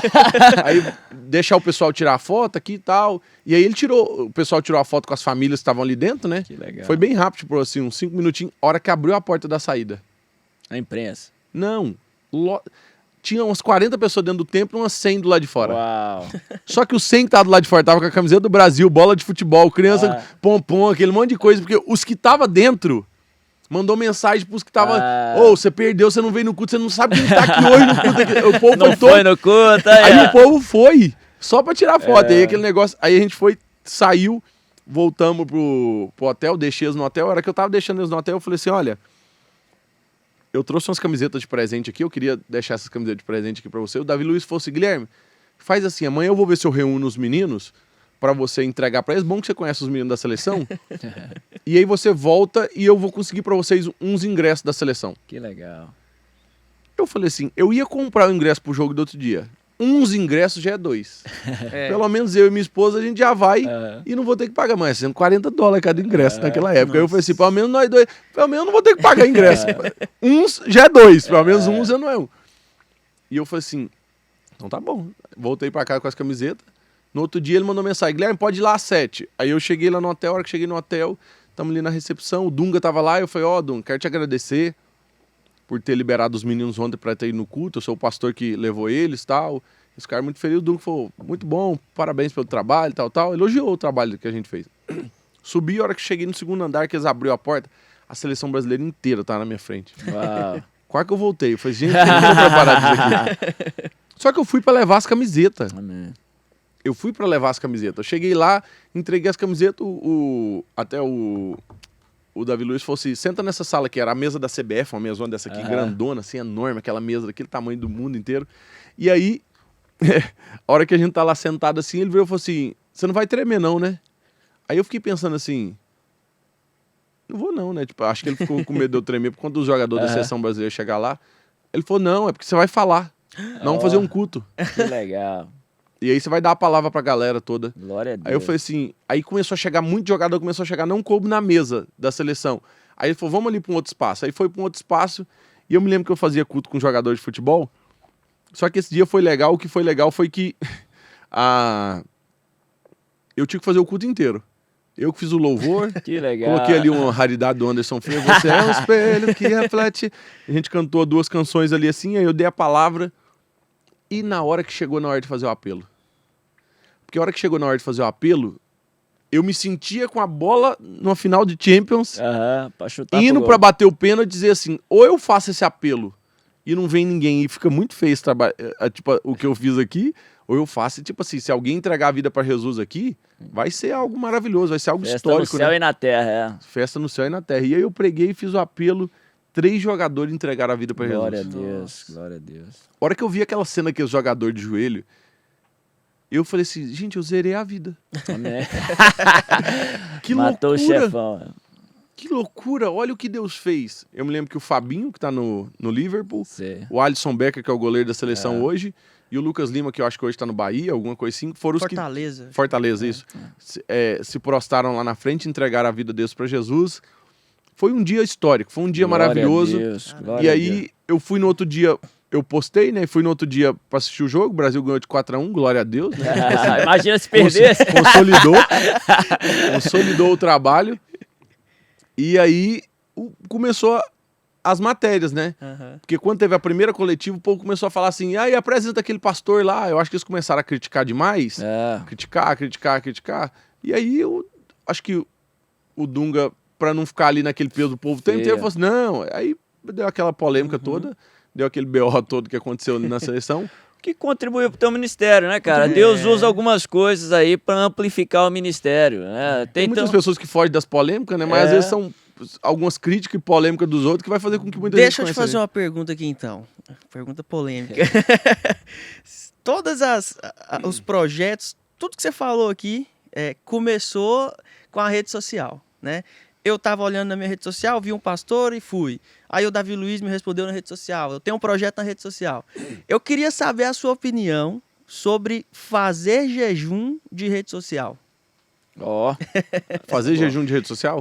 Se abster ali, não entrar, ficar um tempo sem entrar. Acho que a pessoa usa o nome jejum porque é mais prático, mas isso é consagração. Muita gente, até na nossa igreja uma vez a gente fez, acho que isso está muito na mente dos adolescentes também, Sim. que tiram um tempo ali, mas no seu caso que você depende disso, seu trabalho, suas ações, é uma ferramenta importante, também, né? Eu já fiz vários propósitos desses, várias vezes de ficar sem mexer na rede social, até quando a gente terminou o primeiro retiro nosso,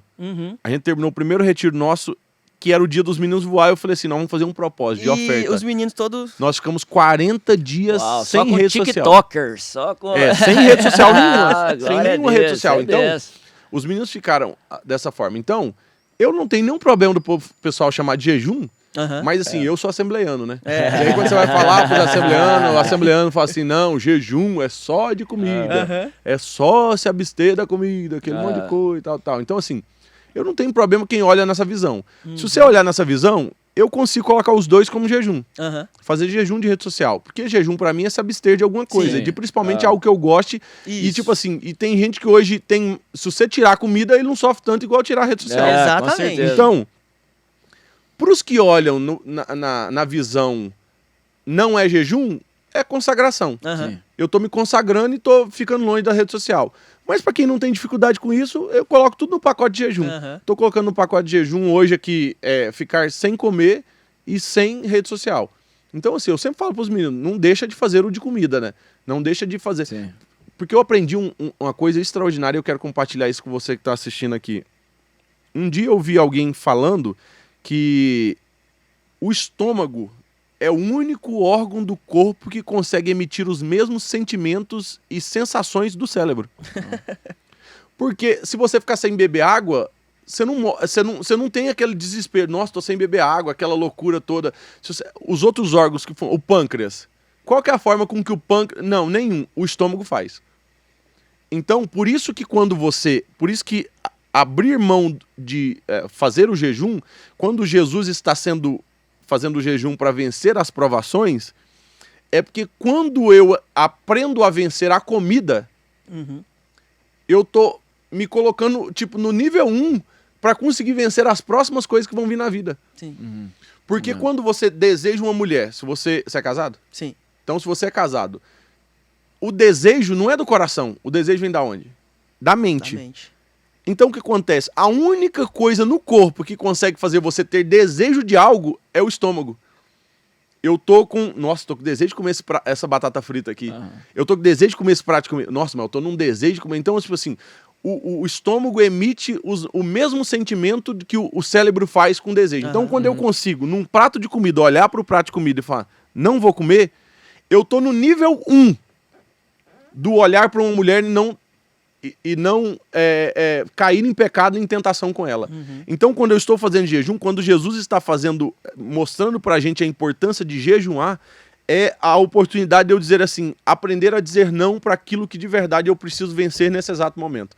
Então, se eu me abdico de comida hoje, é como se fosse o nível 1 para conseguir abdicar de, tipo, estar casado e não ficar olhando pornografia. Porque se eu não consigo vencer... É como se Deus estivesse dizendo, coloca um pão aqui. Já viu quando você faz jejum? Até pão fica prazeroso, né? Até o cheiro do pão. Então, aquele negócio. Então, se eu coloco um pão... Olha a loucura. Se eu coloco um pão que não fala comigo, que não grita pra mim, que não fica nu na minha frente, que não me tenta falando algo, dizendo assim, vem aqui e me pega, aquele negócio. Se eu não consigo vencer algo que não fala nada... Você acha que a hora que a mulher parar na sua frente e falar assim, vem, alguma coisa eu vou conseguir vencer isso? Não consegue.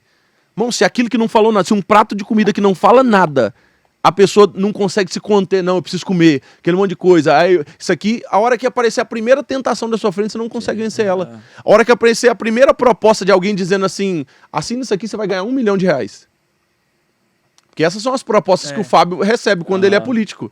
Então, acontece, se eu não consigo vencer um prato de comida que não fala nada, você acha que a hora que alguém vier e falar assim, você vai perder seu cargo, ou você vai, isso aqui, você pode ganhar R$1 milhão, ou a mulher dizer assim, vem aqui e eu tô facinha pra você. A mulher do serviço. Então, o jejum eu aprendi que é pra isso. Então, eu aprendo a dizer não de algumas coisas para que eu me fortaleça. Então, rede social é algo que hoje destrói muito algumas pessoas. Então tem muita gente que faz jejum de rede social, não só pelo fato de estar usando muito jejum, usando muito a rede social, mas faz porque, tipo, se ficar muito na rede social, ele entra num site pornográfico. Ele cai assistindo vídeos, ou a mente dele vai em outras coisas, assim, ouvindo aquelas músicas seculares que passam. Então, assim, para quem vê como... Não pode ser jejum tipo rede social, usa o nome consagração. Só vai mudar o nome, mas é jejum. Funciona por propósito. Guilherme, uma próxima pergunta, cara. Vamos aí para uma pergunta mais séria, para aproveitar você falar. Qual que foi o momento mais difícil da vida do Guilherme e como você encontrou Deus aí no meio da dificuldade, como você prevaleceu? O mais difícil? Sim. Acho que a separação, né? Acho que a separação... Eu e a minha esposa, a gente compartilha muito disso. A gente, quem sabe, depois pode voltar aqui só para falar sobre um processo como esse. Mas nós dois passamos por uma separação, né? E nós dois passamos por uma separação que a gente não queria separar. Então, assim, a gente tem compartilhado por onde a gente vai que, mesmo a gente passando por tudo isso, a gente acredita na família, a gente odeia o divórcio, a gente não gosta dessa ideia, essa loucura toda. A gente sabe que o que foi dito ali, assim, que o divórcio foi concedido pela dureza do coração. E quando parte para duas pessoas, você não consegue responder pela outra pessoa. Então se torna muito complicado. Então eu acho que o processo da separação foi um dos piores momentos da minha vida, né? Então, assim, um dos momentos onde eu mais aprendi onde eu mais... Acho que onde eu mais fui colocado à prova, né? Onde o meu ministério, não como ministério, mas o ministério Guilherme, né? O meu evangelho, o evangelho que eu decidi viver foi colocado à prova nesse desafio que eu fui colocado na vida, porque é onde se entra todos esses pratos de tentação, todos assim são... Porque é onde você quer chutar o balde, onde você se revolta, onde você grila com tudo, onde você fala assim... Por quê? Onde muitos questionamentos passam na sua cabeça, e aí você fala assim, eu não merecia isso, eu não precisava passar por isso, só que eu não sei porque que Deus colocou a história de Jó na Bíblia. Porque tudo que eu passei, que foi muito difícil, eu sei o quão foi difícil aquilo que eu passei, Deus sempre falava, lê a história de Jó. E aí eu li a história de Jó, a minha história não chega a... Vai ser. E aí você vê Jó não desistindo. Amém. Você vê Jó não olhando para trás. Você vê Jó ali focado, firme no propósito, firme naquilo, mesmo os amigos criticando, mesmo a mulher amaldiçoando e dizendo, amaldiçoa esse Deus aí e tal. Então você vê tudo aquilo e Jó permanece fiel. Jó perdeu muito. Jó perdeu os filhos, Jó perdeu os animais, Jó perdeu a casa, Jó perdeu a amizade, Jó perdeu a credibilidade e o caráter. O caráter dele foi colocado à prova. Eu falei assim, não, você deve estar fazendo alguma coisa errada, Jó. Você pecou, E o pior de tudo é isso.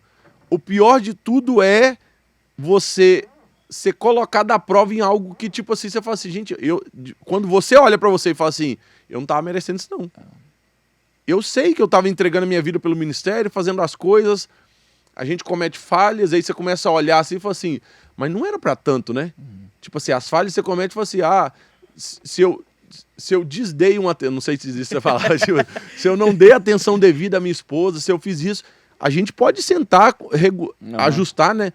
Porque se uma briga do relacionamento a gente vai lá e tipo rasga a folha de papel para acabar com tudo, não. Então acho que dentro daquilo que a gente passou, foi um processo muito difícil. Foi um processo muito complicado, mas eu falei para Deus, eu falei assim, Deus, eu nunca tive uma oportunidade tão grande na vida de mostrar que eu te amo de verdade do que quanto agora. Amém. Porque mostrar para Deus que eu amo Ele quando tudo tá bom é muito fácil. Todo mundo à minha volta acompanhou de que o processo que o Guilherme estava passando era muito difícil. Era muito complicado. Então eu falei assim, as pessoas estão olhando o que o Guilherme vai fazer. Eu falei, Senhor, essa é a melhor forma de se apresentar um Cristo verdadeiro no momento dos dias difíceis, sabe? Amém. No momento da fornalha, de Sadraque, Mesaque e Abednego, foi o momento onde saiu o decreto, a partir de hoje, na Babilônia, só se adora o Deus de Sadraque, Mesaque e Abednego. Aquilo que era para ser destruição se tornou fonte de glória do nome de Cristo. Então, maldição e bênção. Hoje, casado novamente, eu passei 4 anos. Eu namorei 5 anos a primeira vez e casei virgem. 4 anos separado em santidade. Amém. Porque foi colocada à prova nesse exato momento. Sim. A minha santidade de pregar santidade, ela não é colocada à prova quando eu prego santidade, é quando eu vivo santidade. Sim. Então, 4 anos em santidade, 4 anos esperando para que a vontade de Deus, o projeto de Deus, o que Deus tem, o que Deus quer fazer. E aí eu pensava, e eu vou abrir aqui isso aqui para que algumas pessoas compreendam isso, eu pensava assim, porque a minha rede social, quem acompanhava minhas lives, eu sabia que era a multidão de mulheres que acompanhavam as lives. Muitas mulheres, eu quero casar com o Guilherme, eu quero namorar o Guilherme, aquele monte de coisa. Outras com intenções boas, outras com intenções bem ruins. E aí, eu vou cair em pecado, eu vou transar com essa menina aqui, eu vou fazer isso aqui. Na minha cabeça eu pensava assim, eu vou resolver meu problema? Será que se eu me deitar com essa menina, será que se eu for pra isso aqui, será que eu chutar o balde, vai resolver o problema? Não. Ou vai me colocar num problema ainda muito maior? Não. Na minha cabeça, aí até um dia que alguém ministrando, disse assim, Guilherme, faça o certo mesmo quando o certo der errado. Aí eu guardei aquilo dentro do meu coração e eu falei assim, eu não vou chutar o balde, eu não vou me deitar com qualquer menina, não vou me envolver com festa, com droga, com balada, com nada disso agora, com essas coisas, porque isso vai me levar para um caminho muito pior. Então eu consegui mapear e dizer assim, ficar em santidade para alguém que já foi casado, era muito complicado. Então, ficar em santidade já é difícil. Se eu me envolver com coisa errada, com mulherada, com essas coisas, vai ficar muito pior. Muito pior. O abismo vai chamar. Essa é a ideia. Então, às vezes a pessoa fala assim, eu vou me deitar com essas meninas aqui porque eu tenho esse senso de homem, esse monte de coisa. Você está piorando, você está dificultando esse caminho de volta para a presença de Deus. Então eu virei e falei assim, então eu vou permanecer em santidade, porque eu sei que o que Deus vai fazer vai ser algo histórico, vai ser algo maravilhoso. Hoje, minha esposa não está aqui junto comigo, mas eu posso compartilhar. Deus fez algo tão grandioso ao me entregar a Mariel. Amém.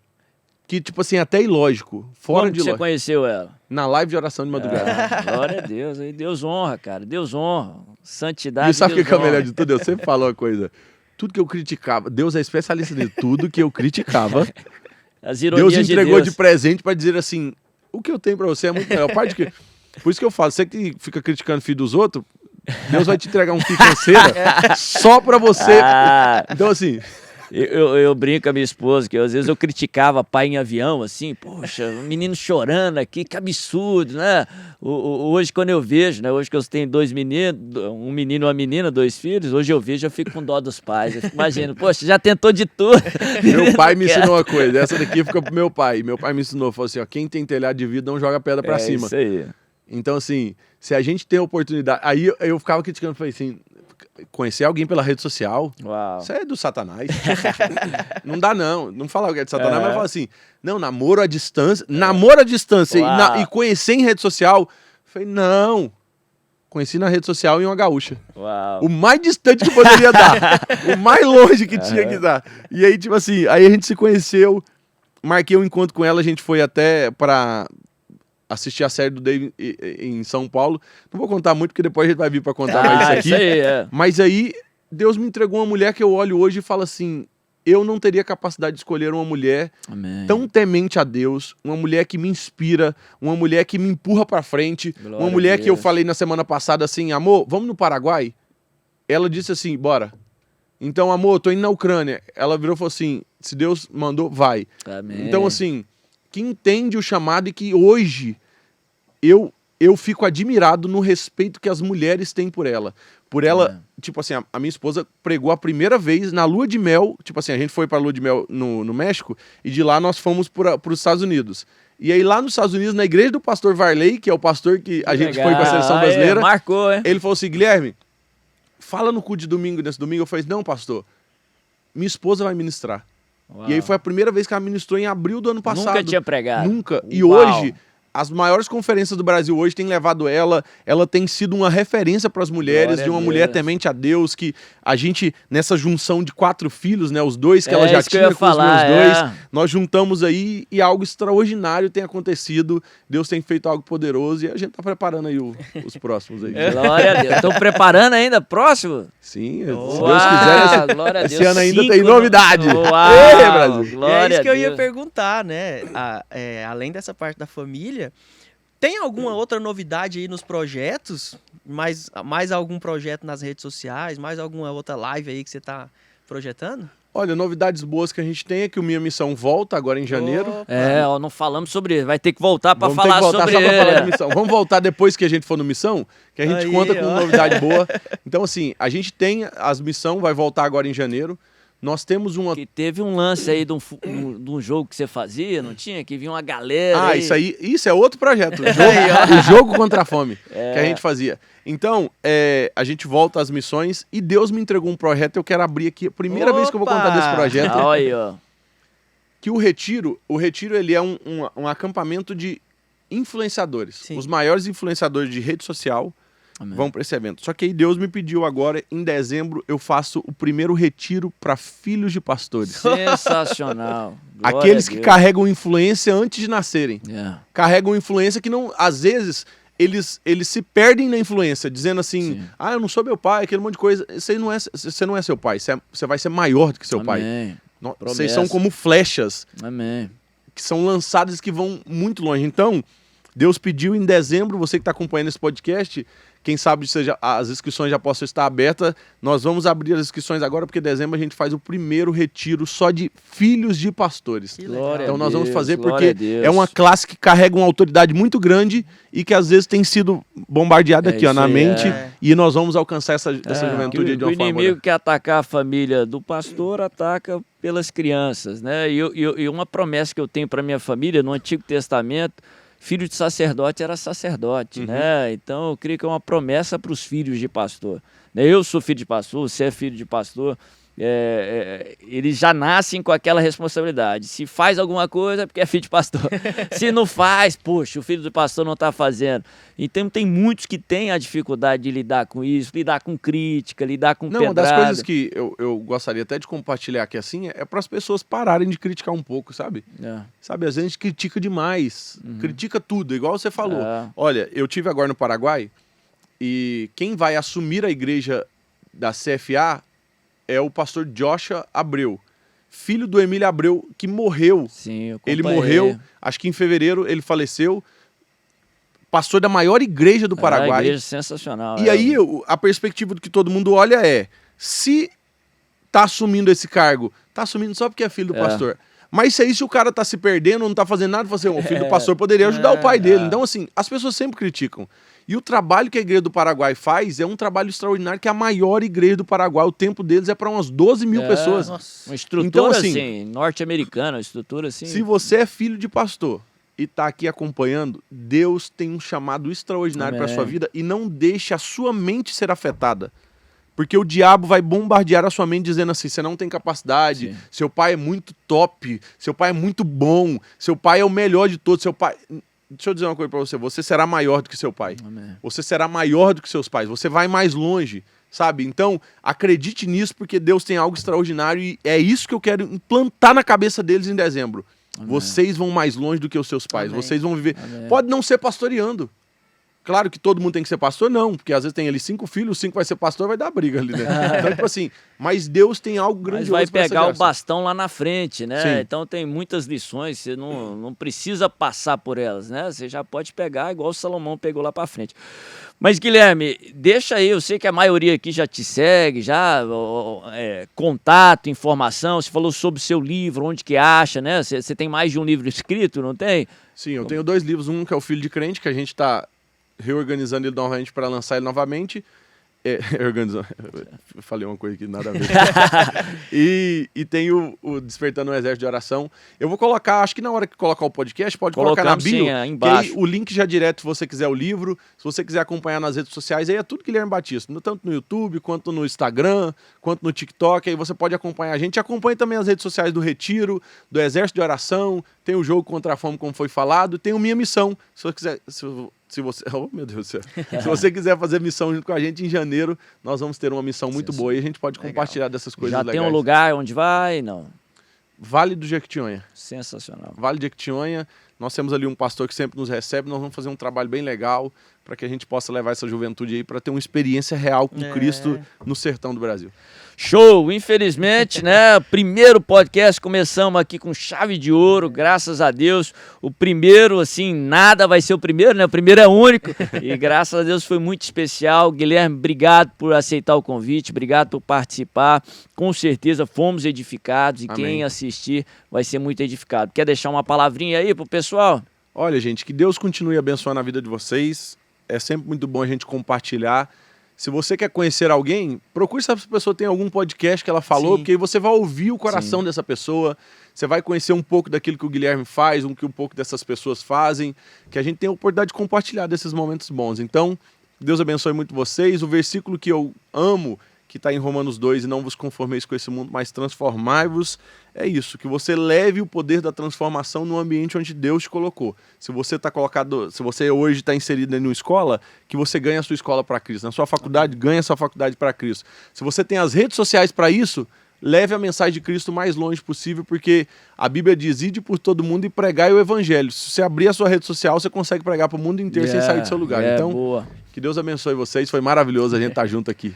Sensacional, Iago. Bora? Vamos lá, né? Vamos lá. Antes da gente finalizar o bate-papo aqui, lembrar mais uma vez de você se inscrever aí no canal do YouTube, você que tá vendo pelo YouTube. Se você tá nas plataformas aí de áudio também, segue o perfil e ativa as notificações também para que sempre que a gente publicar novos podcasts, novos conteúdos, você receba aí e possa compartilhar também para mais pessoas, né, Bispo? Isso aí. Deus te abençoe. Tchau, tchau.